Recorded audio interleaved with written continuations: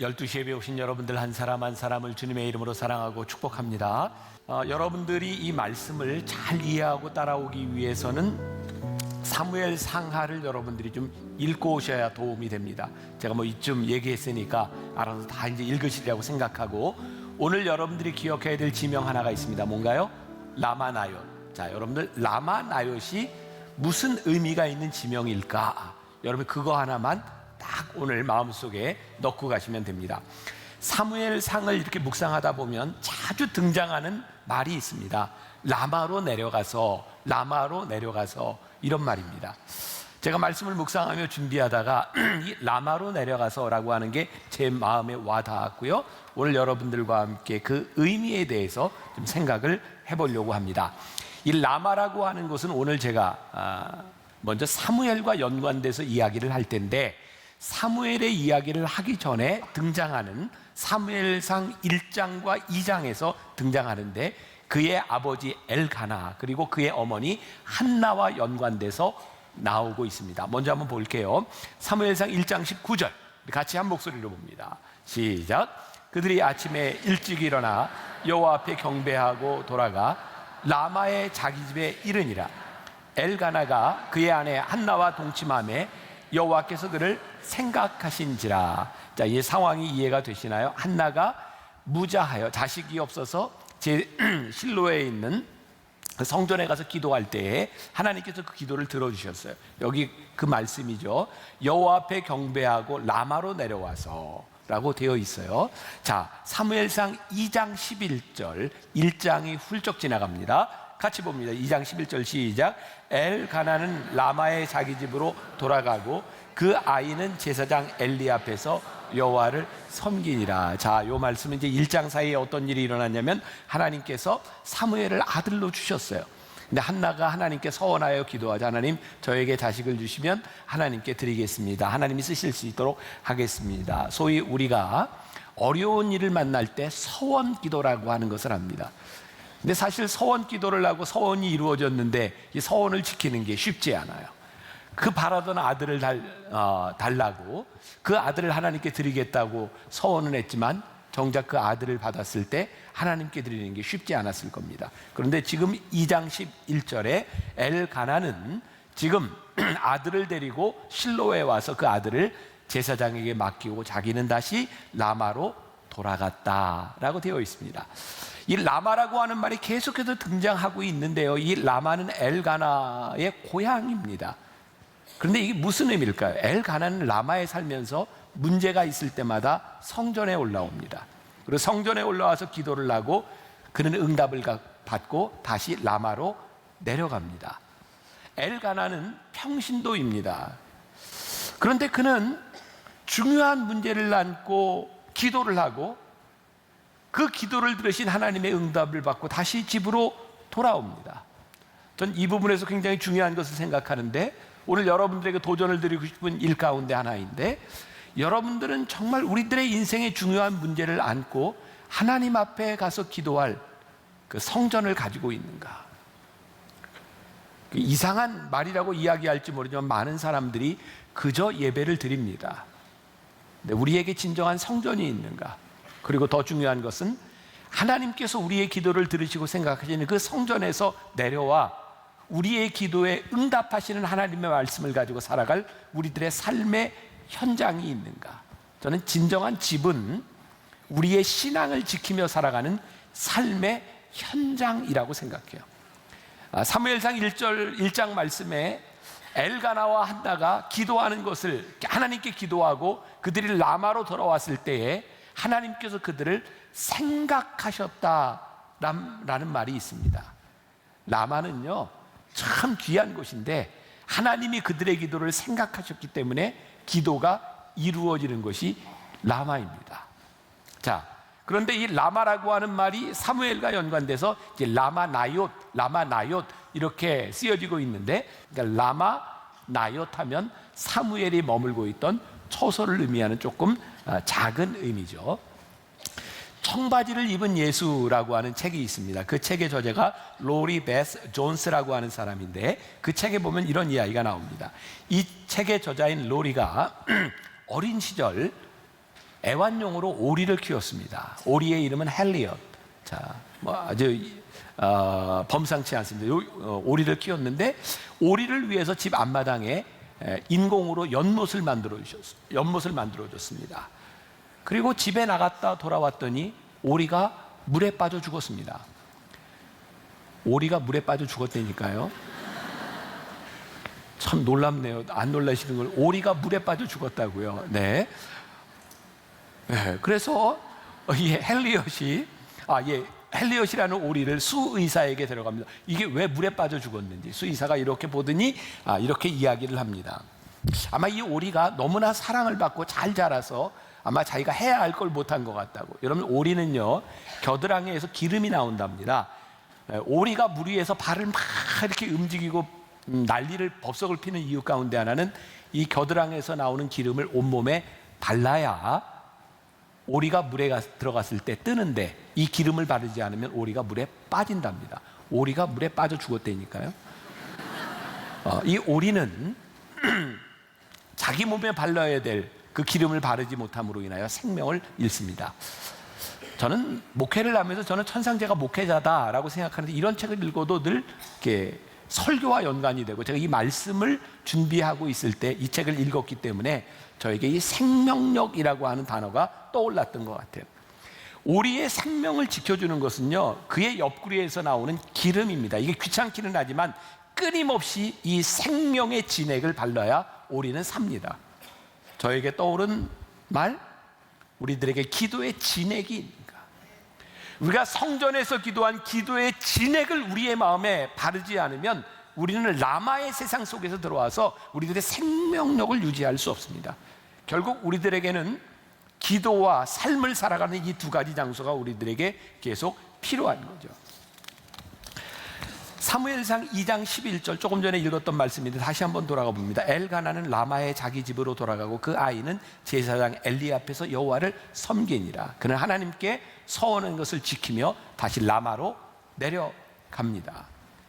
기도하고 돌아가서 기도의 삶을 살아갈 수 있는 곳, 그것이 라마 나요시입니다. 자, 이제 사무엘로 넘어가기 전에 사무엘의 아버지 엘가나 한나, 그의 아버지는 평신도였고 이제 사무엘은 제사장이 됩니다. 이 사무엘에게 물려진 엘가나의 가장 위대한 유산은 저는 라마라고 생각합니다.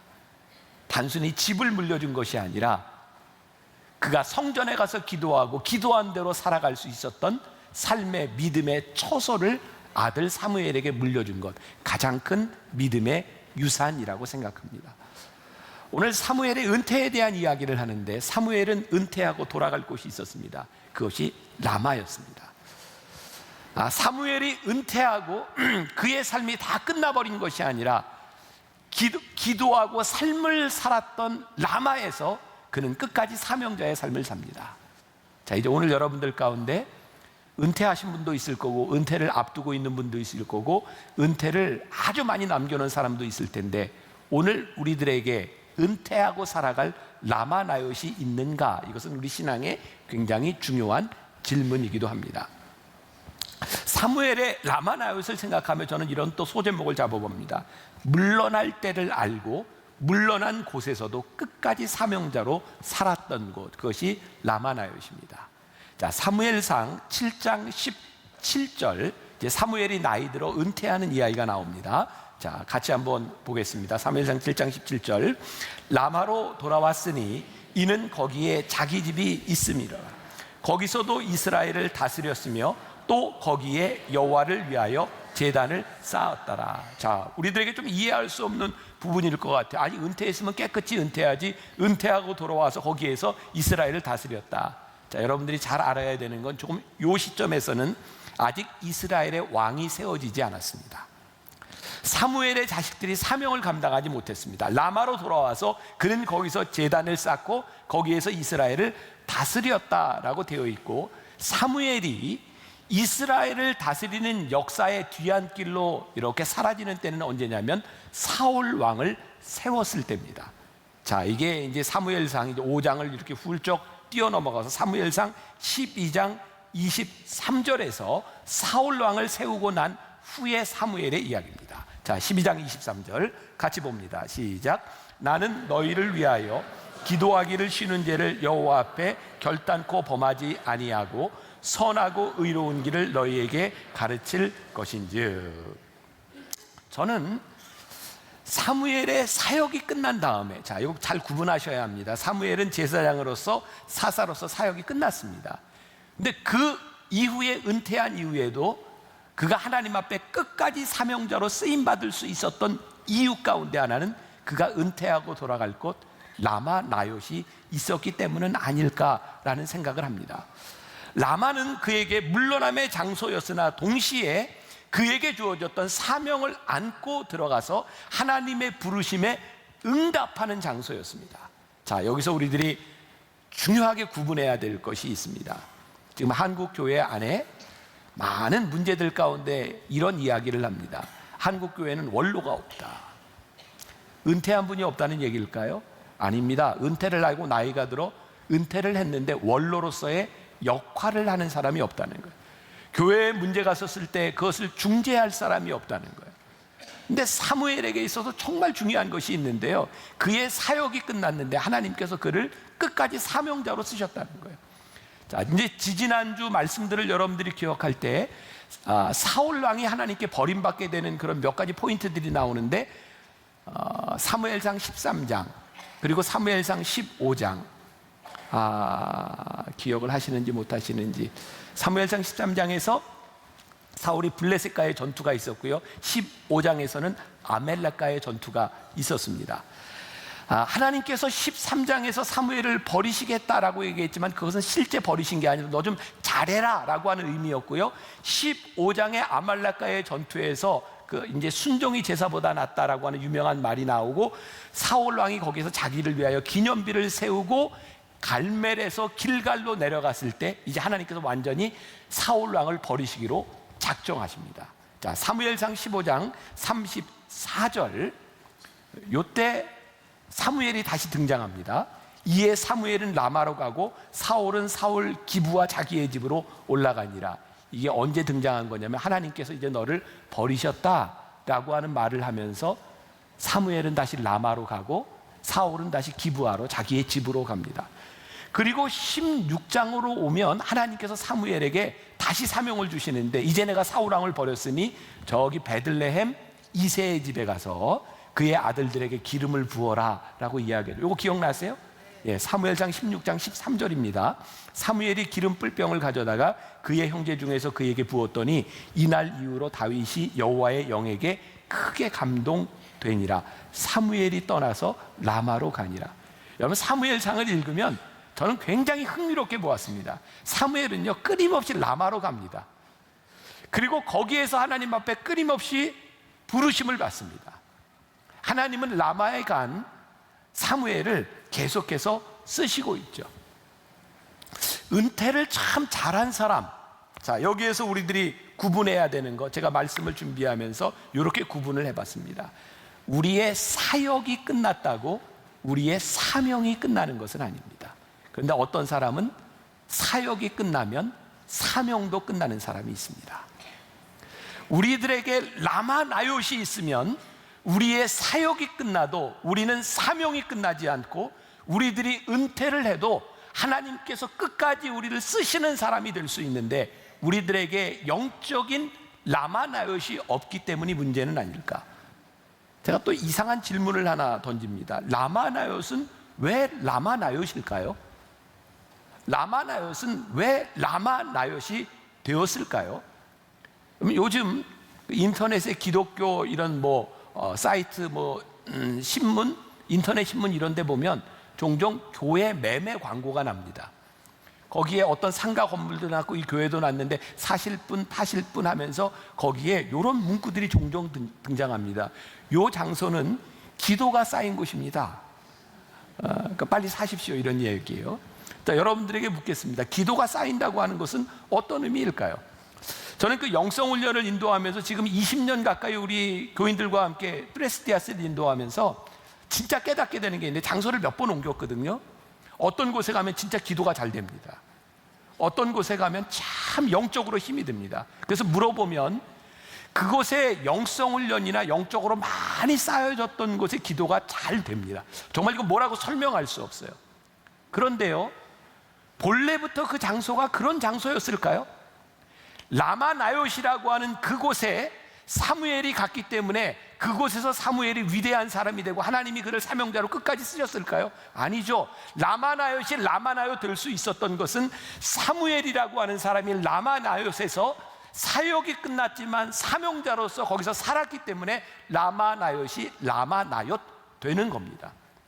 오늘 여러분들의 인생에, 여러분들의 신앙에 제가 드리고 싶은 아주 중요한 도전이 있는데, 우리들의 사역이 언젠가는 다 끝납니다. 이 중에 끝난 분도 있습니다. 그런데 그것이 우리들의 인생의 끝이라면 우리들이 얼마나 불행하겠습니까? 그리고 그 사역이 끝났는데 하나님이 더 이상 쓰시지 않겠다고 하는데 꾸역꾸역 내가 이 일을 하겠다고 하면 그게 얼마나 불행한 사람이겠습니까? 그러니까 우리의 인생에 은퇴하고 돌아갈, 사역이 끝나도 사명자로서 살아갈 라마나요스를 가진다고 하는 것은 아주 중요한 일입니다. 사무엘이요, 그의 사역이 끝나는 시점이 언제였냐면 그가 원하는 시점이 아니었습니다. 이스라엘 사람들이 사무엘에게 찾아와서 왕을 세워달라 그래요. 그때 사무엘이 왕이 없던 시대에 그는 사사였고 제사장이었고 재판관이었어요. 왕을 세워달라 그러니까 너무너무 마음이 상했어요. 그때 하나님께서 뭐라고 말씀해요? 사무엘아, 슬퍼하지 마. 그들이 너를 버린 것이 아니야, 나를 버린 거야. 그들이 왕을 세우고 그들이 얼마나 어려움을 당할지 그들에게 알려줘.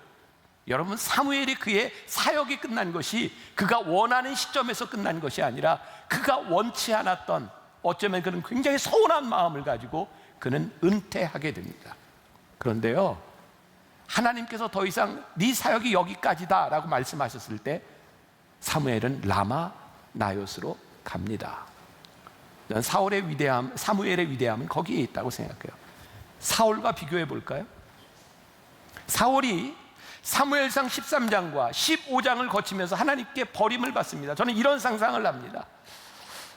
하나님께서 더 이상 사울을 쓰지 않겠다고 말씀하셨을 때 내가 더 이상 내 마음에 합당치 아니하니 다른 사람을 왕으로 세워야 되겠다고 말씀하셨을 때 사울 왕에게도 돌아갈 라마나요시 있었다면 그의 인생이 그렇게 비참하지 않았을 텐데, 그는 하나님이 사역이 끝났다 하시는데 그의 사역을 이어가려고 하다가 그는 다윗을 칭찬하거나 다음 후계자로 생각하지 못하고 그를 죽이려 하다가 비참한 최후를 맞이하게 됩니다.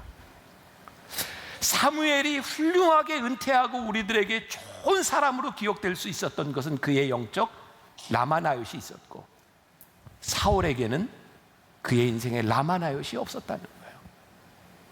다시 제 고민으로 돌아가 봅니다. 저도 앞으로 이제 남은 기간이 10년, 15년 어쩐 시간이 남아 있어요. 그러니까 우리의 인생의 라마나요스는요, 우리의 은퇴를, 우리의 황혼기를 아름답게 만들어 주는 거예요. 내 사역을 마치고 돌아갈 수 있는 곳, 그곳에서 하나님을 기억하고 기도할 수 있는 곳, 그래서 나에게 남겨진 기도의 사명을 이어갈 수 있는 라마나요시 우리들에게 있는가? 사울을 생각하며 사무엘과 비교했을 때 그의 인생이 참 불쌍하고 안 된 것, 그에게 돌아갈 곳이 없을 때, 하나님께서 너의 사역이 끝났다고 하셨는데 그것을 버리지 못했을 때 그에게 찾아온 비극인 거예요. 뭐냐면 그에게서 사람이 떠나기 시작해요. 첫째는 사무엘이 다시는 사울을 만나주지 않습니다. 영적 멘토가 떠나요. 사울왕에게서 사람들이 떠나기 시작합니다. 물론 사무엘상 13장에 있었던 일인데, 사울왕이요, 사무엘을 기다리지 못하고 자기가 번제와 화목제를 드렸을 때, 그리고 소동이 일어났을 때 3,000명의 군사들 중에 600명만 남고 사람들이 떠나갑니다. 참 신기하죠? 나만 모르지 사람들이 눈치챕니다. 하나님이 쟤를 안 써. 우리의 인생에 참 비극적인 것은요, 하나님의 사역자는 우리를 하나님이 쓰시지 않을 때 우리의 영적 멘토가 떠나고 우리 주변에 사람들이 떠나기 시작합니다. 여러분, 우리 주변에 사람이 떠나기 시작할 때 혹시 내가 잘못된 곳에 있지 않는가 생각해 보아야 될 부분입니다. 더 중요한 것입니다. 사울 왕이 하나님을 떠나자 하나님이 사울을 떠나십니다. 오늘 이 이야기를 결론을 맺으려고 해요. 자, 사무엘상 이제 13장, 14장, 15장 여기가 하나님이 사울 왕을 버리시는 이야기거든요. 사무엘상 13장에 사울 왕이 사무엘이 와서 제사를 지내고 번제를 드리고 전쟁을 해야 되는데 사무엘이 오지 않자 자기가 그냥 번제와 화목제를 드립니다. 그때 이제 사무엘이 사울에게 와서 당신이 하면 안 될 일을 했습니다 라고 말을 하죠. 여기에서 또 중요한 포인트가 있습니다. 사울이요, 하나님께 쓰임받는 사람이 되느냐 되지 않느냐의 굉장히 중요한 분기점이 여기 사무엘상 13장에 있는데 그것이 뭐였냐면 기다림의 시간이었어요. 기다림. 기억하십시오. 하나님이 우리를 쓰실 때에는 틀림없이 기다림의 시간을 지나가게 하십니다. 문제는 사울 왕이 생각했던 기다림의 시간과 하나님께서 생각하시던 시간이 일치하지 않습니다. 그래서 하나님의 시간 가운데 우리들이 기다리고 하나님의 시간을 알기 위해서는 하나님을 믿고 신뢰하고 순종하는 시간들이 필요한데 그것이 참 어렵습니다. 그래서 사울 왕이 기다리지 못하고 자기가 번제와 화목제를 드리죠. 그런데 아직 하나님이 사울 왕을 버리시지 않아서 정말 놀라운 기적 같은 일이 일어나는데 그에게는 정말 좋은 아들이 있었습니다. 요나단이죠. 다음 주에 다윗과 요나단의 이야기가 to be continue 될 거고요. 자, 오늘 그 아들이 있었는데 이 요나단의 이야기를 보면요, 사무엘상 14장에 나오는 이야기를 보면 이제 다음 주에 나올 17장에 다윗과 너무 흡사한 장면이 나옵니다. 아무도 블레셋과 전투를 하려고 하지 않을 때 하나님께서 요나단에게 어떤 마음을 주시냐면 저 할례 받지 못한 자들이 우리를 모욕하는 것을 두고 볼 수 있으니 여호와의 이름으로 나가 싸우자. 그래서 그의 창을 든 하인과 둘이 가서 블레셋 사람들과 싸웁니다. 그리고 전쟁에서 막 이기는 것을 바라보면서 이스라엘 사람들이 힘을 내죠. 그때 사울 왕이요, 제사장에게 명령합니다. 법궤를 가지고 와라. 사울 왕이 뭘 받는지 아십니까? 요나단에게 여호와께서 함께 하시는 것을 바라보며 우리도 예배하고 해야 되겠다. 이때 정신이 제대로 있었습니다. 그런데 제사를 드리려고 하는데 법궤를 가져왔는데 사람들에게서 막 소동이 일어나는 겁니다. 블레셋과의 전쟁을 빨리 해야 되네. 지금 예배가 뭐냐고. 그래서 사울 왕이 예배를 멈추고 사람들과 함께 블레셋과 전쟁에 나아갑니다. 자, 묻습니다. 이 전쟁에서 이겼을까요? 졌을까요? 이겼습니다. 여러분, 사울 왕에게 있어서 이때의 전투의 이김이 그에게 독이 됐습니다. 참 신기하죠? 때때로 우리는 하나님의 명령을 따르지 않아도, 우리들이 순종하지 않아도 우리의 인생에 성공을 맛봅니다. 성공을 맛보았는데 그 순간 사울은 하나님을 잃어버립니다. 우리의 인생의 성공에서 우리의 얻은 것 때문에 하나님을 잃어버리는 것이 얼마나 불행한 일인지, 이게 이제 사무엘상 15장으로 넘어가서 아멜렉과의 전투에서 그가 하나님이 진멸하라는 것을 남겨놓고, 그리고 그가 전쟁에서 이기고 난 다음에 그런 구절을 기억하시는 분으로 지지난주에 나눴던 그가 갈멜에서 자기를 위하여 기념비를 세우고 길갈로 내려가니라. 그때부터 사울은 자기를 위하여 기념비를 세우기 시작합니다. 왜일까요? 하나님이 버리시고 나니 그의 인생이 두렵고 어떻게 해서든지 내 영역을 확보하고 사람들에게 인정을 받아야 되겠다고 생각하죠. 그래서 기념비를 세우기 시작합니다. 여러분, 하나님을 잃어버리면, 하나님이 우리를 떠나시면 우리들의 인생이 공허해서요, 우리는 뭔가를 세우고 나를 지키려고 하지만 사람들이 우리들에게서 떠나가기 시작합니다. 제가 이 말씀을 읽다가 예수님께서 산상수훈에서 팔복 말씀으로 온유한 자는 복이 있나니 저가 땅을 기업으로 얻을 것이며 라고 하는 말씀이 단번에 이해가 됐어요. 아, 이게 이런 말씀이구나. 사무엘은요, 그의 사역이 끝나자 하나님께서 그로 하여금 사명자로 살아갈 수 있도록 물러나라고 했을 때 그가 라마나옅, 아주 작은 언덕과 같은 곳으로 갔는데 작은 땅이 아니라 사람들이 사무엘에게 찾아오기 시작합니다. 다윗이 피난 시절에도 찾아오고 사람들이 라마나요스로 찾아옵니다. 이게 기업이구나.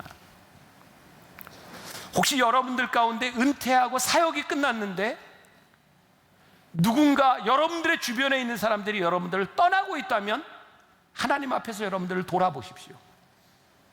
무서운 일입니다. 혹시 하나님이 우리를 떠나서 내가 이 은퇴의 자리가 너무너무 불안해서 내가 무언가를 기념비를 세우고 내 성을 쌓으려고 한다면 하나님이 여러분들을 더 이상 사명자로 쓰고 있지 않다고 하는 무서운 일입니다. 제가 사무엘을 바라보며 와, 나도 이런 은퇴를 했으면 좋겠다. 내 사역이 끝났을 때 사역을 내려놓고 하나님이 나를 사명자로 끝까지 지켜주시는 아름다운 은퇴를 꿈꾸었으면 좋겠다. 그리고 한국 교회에 이런 아름다운 은퇴와 라마나요시 우리들에게 있어야 되겠다. 이건 목회자에게뿐만 아니라 오늘 평신도인 여러분들의 삶에서도 라마나요시 있어야 되냐. 아직 은퇴하기 전이라면 여러분들이 성전에서 기도하고 기도한 그 말씀을 가지고 여러분들의 인생에서 고향에서 살아나야 되는 삶을 실현할 수 있는 라마나요, 그리고 여러분들이 은퇴하고 난 후에도 끝까지 하나님의 사명자로 살아갈 수 있는 그 라마나요시 여러분들에게 있어져야 합니다. 이제 하나님이 버리신 사울의 시대가 끝나고 다윗의 시대가 열리기 시작합니다. 하나님이 누군가를 버리신다고 하나님의 역사가 끝나지 않습니다.